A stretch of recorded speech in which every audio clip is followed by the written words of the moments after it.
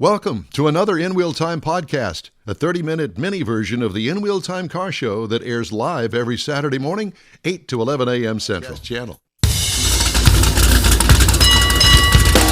From the Sugar Shack World Headquarters, it's the In Wheel Time Car Talk Show. Just ahead, we speak to the head cheese of Houston Miata Club. Oh boy, I like that. The head cheese? The head cheese. Mm-hmm. Jeff has a segment on tires for EVs. We kind of had an EV theme going this morning. A little bit. But yeah, tires for EVs. No, not the Maypops down the street at the service station. These are the real thing. Conrad has the racing calendar and the car clinic. And later, we discuss stories making automotive news headlines this week. Stay with us for hour number 2 of the In Wheel Time Car Talk Show. Howdy. Along with Mike out of this world Mars, King Conrad DeLong. We always need more Jeff Zekin. I'm Don Armstrong. Glad you could join us on this hot Saturday. It's even toasty. Hotter tomorrow is the forecast. I would like to throw that in there. There you just go. to kind of rub it in. Just twist the knife a little bit. Just to make us a little extra swampy. That's it. Well, speak for yourself. I do. So, David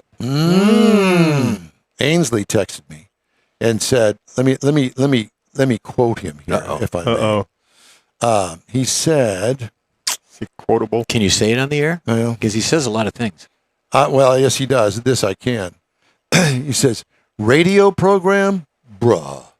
You have to change your mindset, bruh." And I said, "What is it then?" "Live audio and video stream." Now that sounds sexy. Now, and where is he? The only thing you're not is on the radio. He should be here. Now, you don't know that because we do stream on iHeart. Mm-hmm. It's internet radio. And David should figure out he's in charge of all of these radio stations. He should plug us in. Many, yeah. I mean, it'd be better than some of the programming he runs. Take that, Ainsley. Touche. I have Roku at my house, okay? So I've really never looked at the channel on Roku called Local. Oh, my God. I watched until I couldn't watch it anymore. There's no narration. There's no human talk on this, okay? It was a tight shot of a woman's head with an array of Asian food dishes. They had the microphone turned up on her, smacking and eating all of this stuff with chopsticks and a spoon.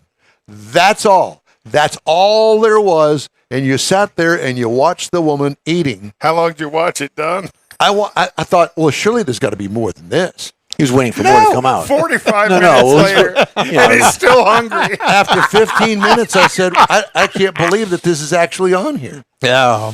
Truly amazing. So if they've got that on there, we could provide better programming than that. Provide better programming. I don't know. Maybe it's going to be close. At least you won't still be hungry after we can smack. It was the most unbelievable thing I've ever seen. Mars, don't do that on television, please. I mean, I come from the Howdy Doody era. That was a lot better than this woman smacking her food. We could watch you take a nap during the show. She was a relatively attractive woman. I'm going, did no one teach you how to eat? With your mouth closed, so we don't have to hear it. No, but then you don't have a video there. You know what's funny is she still got him to watch for 15 minutes. All right, moving on. Because I was I couldn't believe it.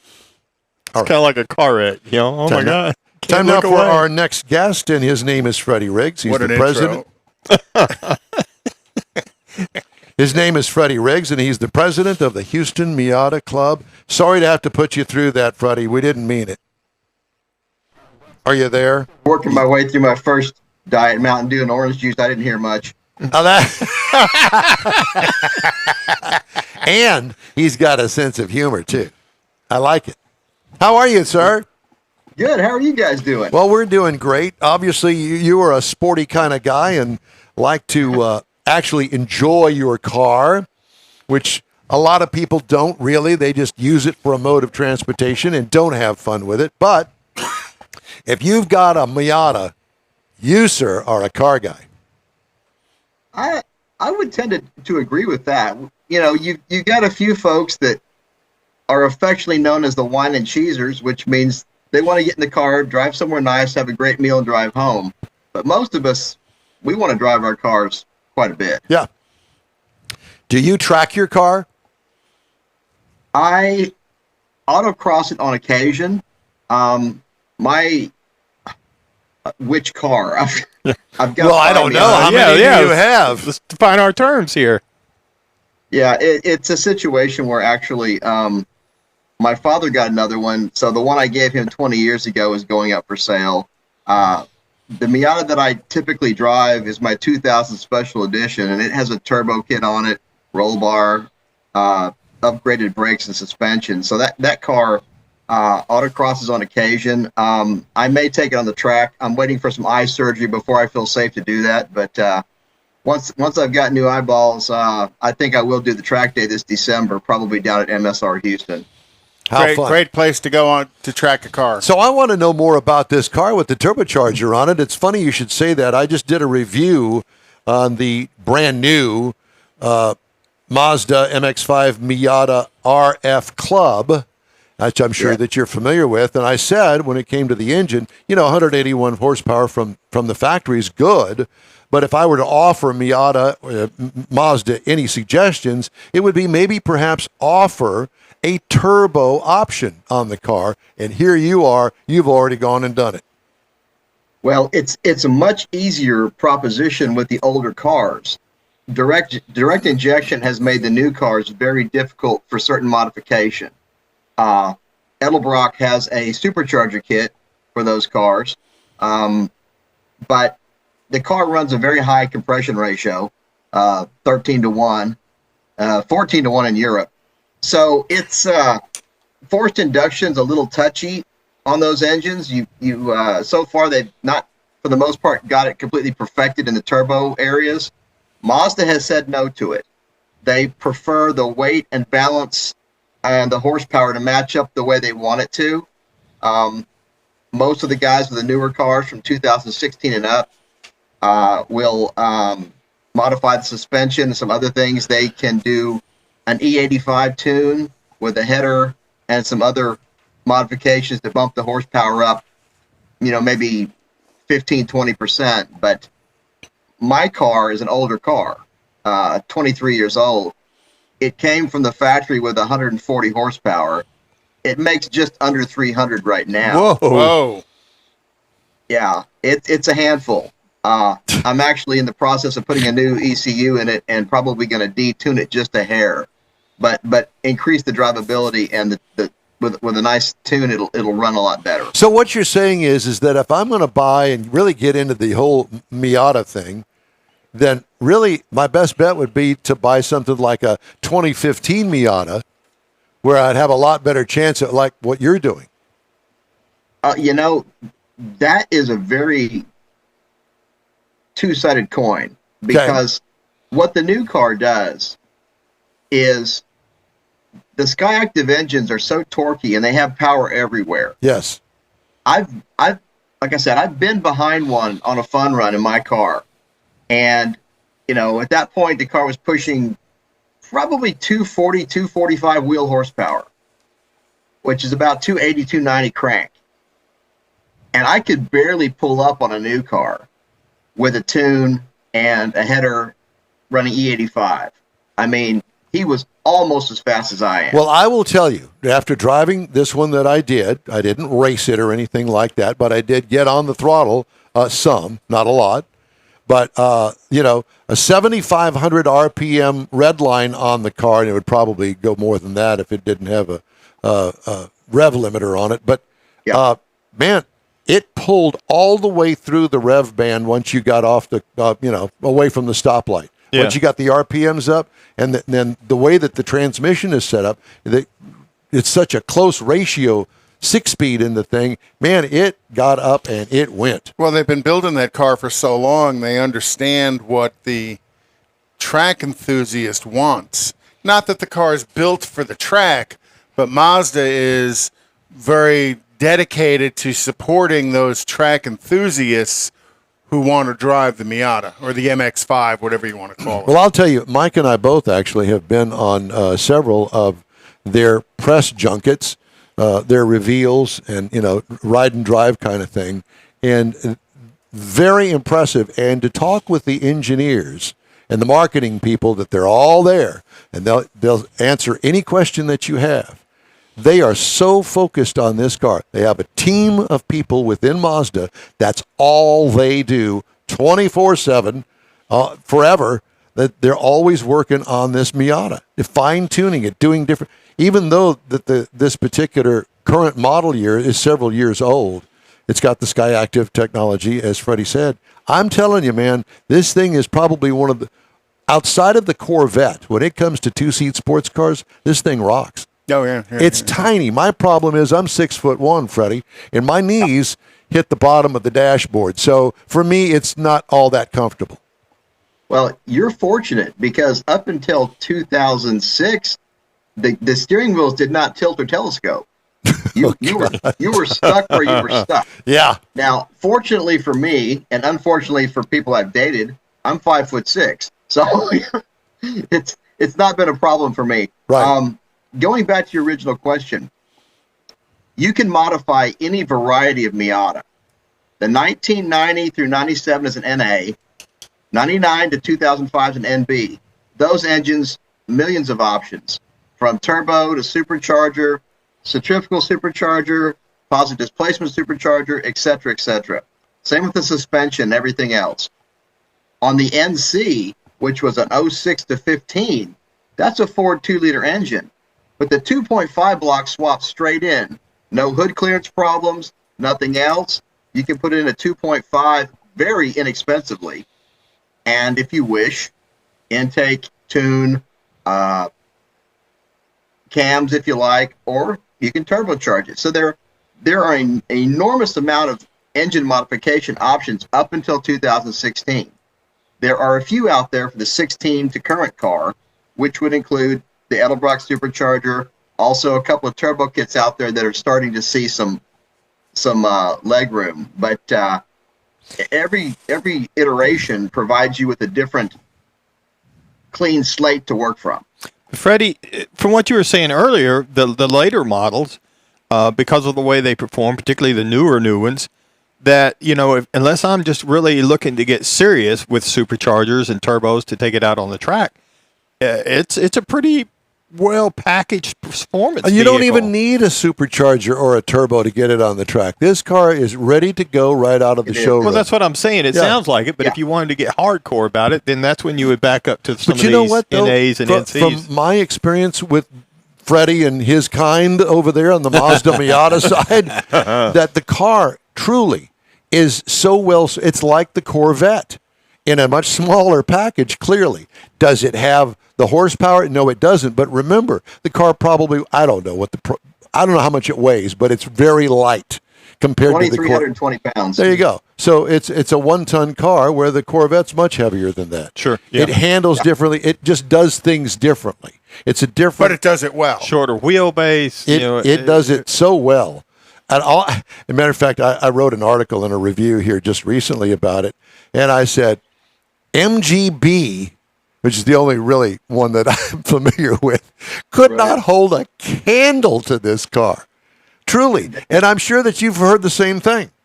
I have. And when I drove the new edition, when it came out in the end of 2015, it was so remarkably different in the fact that the chassis is so stiff. The torque is, you've got horsepower from 2,000 RPM in the current car up to 7,500. There's no dead spot. There's no waiting for power.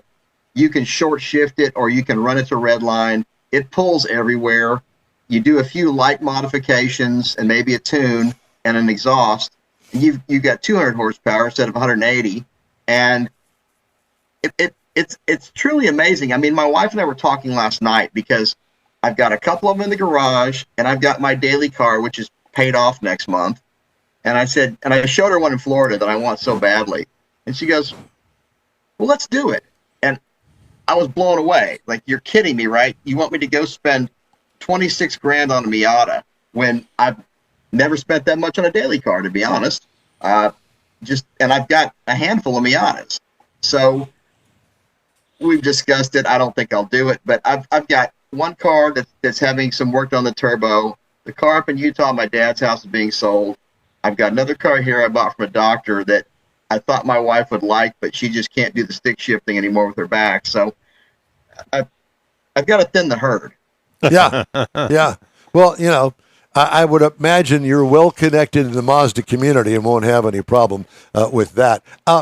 Speaking of that, let's talk briefly about the Houston Miata Club. How many members you got in there? We vary dues-paying members, and I mean, we're kind of like the Porsche Club. It's not cheap to get in. We're $25 a year. Man, What's to cover the postage stamps?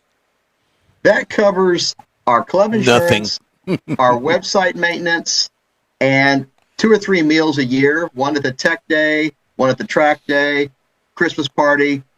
That's so what he's we saying cover. $25 a member, but he's got 10,000 members. I wish. No, I don't. I don't actually. We range in between about 140 and 175 dues-paying members, but only about a third of them are real active. Yeah. They're gonna come to the monthly fun run. They're gonna come to the monthly meeting, the last Wednesday of the month dinner, and the tech day, the track day, and we have 2 nonprofit organizations that we support as well with that money. Not a lot of support, mind you, but we do contribute. Where do you have these dinners? The last Wednesday of the month dinner moves around town. It may be in town. It could be in Kingwood. It could be in Clear Lake. It could be in Katy. The monthly meeting now is at Jack's Grill, Shepherd and I-10. Yep. Second Monday of every month. Okay. And y'all sit around and talk about, turbochargers and where you're going to go. Do you have any fun runs? What kind of good stuff you got going? Well, we have a lingerie show, which is popular. I'll bet that's a popular show for you. Typically, we're going to welcome new members, let them know what we do, what's going on the next month, beg them and plead them to use the website because no one likes websites anymore. Everybody wants to just use Facebook. But the truth of the matter is we have a running calendar on the website. There are typically anywhere from 2 to 4 or 5 events a month. I don't always make the last Wednesday dinner because I like to get home and have some family time, but I make it once in a while. I make the monthly meeting. I make the monthly fun run. We're going with the Austin Club, the Tejas Club, out to Kerrville in the middle of October for the eclipse, and we're going to run the Twisted Sisters run out there. And you got to sign up, you got to pay. Don't show up on your own. But we've got a friend of the club president out there who's got 20 acres, and she's just going to have a place for us to all park, and she's going to serve us a barbecue lunch during the eclipse. And once the sun's back out, we're going to take off again. Nice. Oh, how cool. Yeah, very nice. Well, it's Mazda Club of Houston. HoustonMiataClub.com. Already posted it up. Very nice. And if I could mention 2 quick things. Sure. The Houston Food Bank we support, and we ask for people to support them. We try to do 2 events there a year where we do some work. Also, Camo Rescue in Magnolia, which is a nonprofit small dog rescue that does great work. I transport for them as well during the week when I've got time. But if you're looking for a pup, go to camorescue.com. We'll get you a great pup, and you'll take one that's been abused or off the streets, etc. We appreciate your help. Freddie, it's great to talk to you. Thank you so much for joining us today. Stay in touch with us, and we'll talk again soon. We'll talk again soon. Thank you, sir. Freddie Riggs, president of the Thanks. Houston Miata Club. All right. The In Wheel Time race card is sponsored by Texas Nostalgia Modified Production. Conrad? Well, next weekend, NHRA is at the Big Go, and so that'll be in Indianapolis. And then on the 14th of September, they'll be at Maple Grove. NASCAR tonight, 7 p.m., the second run at Daytona. Always a good night race to watch. Formula One this weekend is at the Dutch Grand Prix. The Italian Grand Prix is next weekend. IMSA is at VIR this weekend, Virginia International Raceway, which is always good. Cool little track if you've never been there. And then Indy cars are at Gateway this weekend as well, up in the St. Louis area. Every time I think about that Daytona nighttime race, I always think about the guy in the race car. They had a yellow flag, and he ran into the back. Tony Stewart. Ran into the back Of the of pace the car. safety car. Yeah, it was Tony Stewart. It was Tony Stewart. Was he texting? He wasn't paying attention. No, he was. I think he was. Tony Stewart has a bit of and I'm sure he would. An agree. anger issue? He has a bit of No, a temper. I don't believe that. I think he was just He not has a bit of a focused. temper. Well, he wasn't the only one to have hit a pace car. Dale Earnhardt Sr. on multiple occasions. You got to think these But guys. it was probably on purpose with him. Well, but these guys are, they're at 200 miles an hour and they're touching bumpers with another car at 200 miles an hour. So for them doing 70, 80 miles an hour, rolling up and whacking you with their front bumper really means nothing to It was them. a truck that was up on the side. It wasn't a pace car. It was the Oh, one of yeah, the safety yeah. Well, trucks. when he wasn't paying attention and he hit That's what it was. He hit the safety truck. All right, let's move on and talk about tires, but not any tire. These are tires for EVs. Do you own an EV? Have you purchased an EV tire? Jeff has all the This news. story actually started when I was looking at an article that EVs don't have spares. And it's obviously for safety reasons and weight reasons, and that's another story altogether. But it led me to this, because a funny thing happened on the way to the petrol-free motoring bliss. The final piece connecting the car to the road is a tire.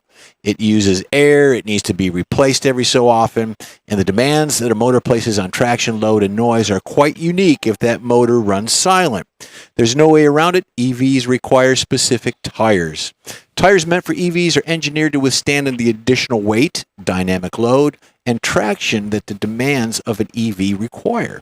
Using non-EV tires, Mike, will likely result in far more accelerated wear, heat-related issues, and the potential of wheel spin from a stop. Even with traction control, Mike, you could experience a loss of direction stability. A long wide battery doesn't help an EV once it's moving and changing directions, and since the car is moving, the tire's dynamic load capacity must be up to the tasks. So you got that, Mike? Are you writing it down? Okay. He's not even. He's not I even. know. He's That's in what I'm some other. calling him out. We're taking notes. The Jeff. engine in an ICE car, ICE internal combustion engine, draws out some of the road noise generated by the tires, putting a huge premium on quietness from all the components, especially tires. Tires begin to produce most of the sound from an EV, both inside and out, once the vehicle is up to suburban street speeds, which, 35 miles an hour is an average. And the noise only goes up on highways. Normal vehicles have been using active and passive noise cancellation for years, but today there's a much more computer simulated software to work out the designs and the quieter tread patterns to be louder. Big challenges when engineering a tire for an EV. Most electric motors deliver enormous torque more aggressively and instantaneously than most combustion engines. They send more significant shock to the tire. This puts a much bigger requirement on the performance envelope of the tires. It's kind of like run flats. Yeah, and they're going to be a stiff sidewall, and absolutely. But there's also a design, Mike, of air hitting the front of the tire, the coefficients. And in this photo here, this reminds me of my old Pirelli days where they had a tire dyno. And back in 2010 when they had the new Camaro coming out, and they had the 18s, 19s, 20s, and they had the 21, which is a special option for the tire for the SS. They used to blow these things up on there purposely. They would run them until they failed. Yep. So electric vehicles require lower rolling resistance than a normal tire, and it maximizes the vehicle's driving range. EV manufacturers want to capture every last morsel of range that they can get. Puts a much greater importance on the energy and efficiency of the tires. Low rolling resistance is not new, but a tire on an EV, it takes up 20 to 40% of the wear, whereas on an ICE engine, it's only 15 to 20%. Wow. Yeah. Because of the weight. Because of the weight and the shifting, the motions. But Mike is onto that because they're using more run flats on EVs than anything else. Well, that and EV's heavier. Right. yeah, that's what we're Tires gotta saying. be able to And so what manage we're that. saying is that so when you pad the throttle, Like Buzz says he likes to do. that it really hurts those back tires. And I would imagine I imagine that rotation is huge. Rotation is important, and the average cost is about another $150 more for an EV tire per tire. Per tire, and there have been EV owners that have said, after 4,000 miles, I got to replace my tires because of the way they drive the vehicle. They're thinking, like Buzz says, the hard acceleration, Mike's on-ramp acceleration tests, those things wear more on an EV than it would be on a normal ICE. Well, because, there are some that are all-wheel drive. There are others that are two-wheel drive. Right. The increase in torque from that electric motor is just causing You're that always biting tire the tires, to work always harder. biting. Yeah. It's like a top-fuel dragster. Yep. Exactly. Yeah. So, again, it started out being one story, led to that, so I thought that was more important because Mike's got all the EV stuff. I'd be interested to see what the average time, if you're driving, if you're a normal person, Tire life. the tire life. What would be the normal tire life for, let's say, a Tesla that you don't go crazy with? How long would it last? 35,000? Well, probably not. Probably less than that. Probably in the 25 to 30 Even if you range. bought one of the Teslas are- expensive, longer mileage tires. Right. Now, you can get brand names, and we showed some of the pictures of the brands of the Kumos, the Michelins, the Goodyears. They're all doing that R&D. Now, when I was with Pirelli, they used the R&D from the performance of the racing. And then they would institute that, which they all do now anyways, but more so with them. Goodyear's doing the airless tire. They've got the honeycombs in that, the cutaway. It's not available yet, is No, it? but they're testing, and it will be soon, I'm sure. Probably within the next 5 years. They'll do airless tires. But that's going to differ from manufacturer to manufacturer. Exactly. Heck, the tires on Angela's GLC 300 Mercedes, I ended up replacing them at 15,000 miles because they were wore out. Well, it's And just, she's not a hot rodder. and that goes to a point because a softer compound tire will wear quickly, and I think the softer compound was because it was more of a luxury car, smoother Yes. ride. That makes sense when you buy it. Oh, I'm going to be enjoying it. It's like a living room couch driving, but you're wearing out the tires. sidewall distortion adds to the wear of the tread as well, because as the sidewall distorts, the tread hits the ground a little bit different. And that's where they have the noise reduction, the harmonic balance, so to speak, the harmonic noise, where the tread blocks are closer in some respect and wider in some. It's to all do with noise. Thank you, Jeffrey. You betcha. The In-Wheel Time Car Talk show is available 24/7 through the iHeartRadio app. Just look for In-Wheel Time Car Talk. We also video stream on Facebook, YouTube, and InWheelTime.com. And podcasts are at your fingertips on over a dozen of the most popular podcast outlets. The In-Wheel Time Car Talk show continues right after this quick break. The original group of Lupi Tortilla restaurants will have you telling your family and friends just what the original recipes mean when it comes to the best fajitas in Southeast Texas. Founder Stan Holt invites you to visit the original Lupi Tortilla near I-10 and Highway 6. Here's the original house that inspired the design of all the rest and the original charm that helped make Lupi Tortilla the go-to destination for Houston Tex-Mex. Speaking of original, nothing can compete with the original lime pepper marinade that everyone will agree makes Lupi Tortilla award-winning beef fajitas the best anywhere. Lupi Tortilla Katy is another location that gives you the same quality and service Houstonians have come to expect at Lupi's. It's located just off I-10 and the Grand Parkway at Kingsland Boulevard in Katy. Find yourself in Aggie Land? Head to the Lupi Tortilla in College Station, located just around the corner from Kyle Field. It's a great place to enjoy those famous frozen margaritas before or after the game. Headed east to Louisiana, stop in at the Lupi Tortilla in Beaumont. It too's on I-10. You can't miss it. The original group of Lupi Tortilla restaurants invites you in for the best Tex-Mex anywhere. You own a car you love. Well, why not let Gulf Coast Auto Shield protect it? Houstonian John Gray invites you to his state-of-the-art facility to introduce you to his specialist team of auto enthusiasts.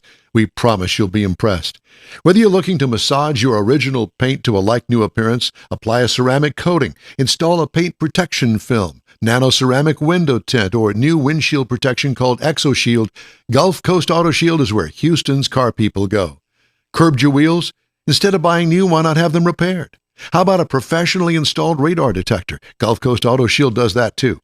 Get a peek inside the shop and look at the services offered by getting online and heading to gcautoshield.com. Better yet, stop by their facility at 11275 South Sam Houston Tollway, just south of the Southwest Freeway, and get a personal tour. Gulf Coast Auto Shield is your place to go for all things exterior. Call them today, 832-930-5655 or gcautoshield.com. The award-winning In-Wheel Time Car Talk show is available on the most popular podcast channels out there in 30-minute episodes. We realize our 3-hour live show can be difficult to catch in its entirety, so now you can listen every day to a convenient, fresh 30-minute episode. Check us out on Apple Podcasts, Spotify, Google Podcasts, Amazon Music, and Audible, along with a dozen more. In Wheel Time has the most informative automotive guest interviews and new car reviews, along with popular features including Conrad's Car Clinic and This Week in Auto History, along with automotive news headlines. Our live broadcast airs every Saturday, 8 to 11 Central on InWheelTime.com, the iHeart app, and on YouTube. Be sure to say hello when we're broadcasting from the Tailpipes and Tacos Cruise Inn, Autorama, and the Houston Auto Show, among others. Now, it's easier than ever to hear about all things automotive all week long. You're invited to join fellow car enthusiasts in becoming part of the ever-growing In Wheel Time Car Talk family. Don't forget those 30-minute podcast episodes on your favorite podcast channel. That's it for this podcast episode of the In Wheel Time Car Show. I'm Don Armstrong, inviting you to join us for our live show every Saturday morning, 8 to 11 a.m. Central on Facebook, YouTube, Twitch, and our InWheelTime.com website. Podcasts are available on Apple Podcasts, Spotify, Stitcher, iHeart Podcast, Podcast Addict, TuneIn, Pandora, and Amazon Music.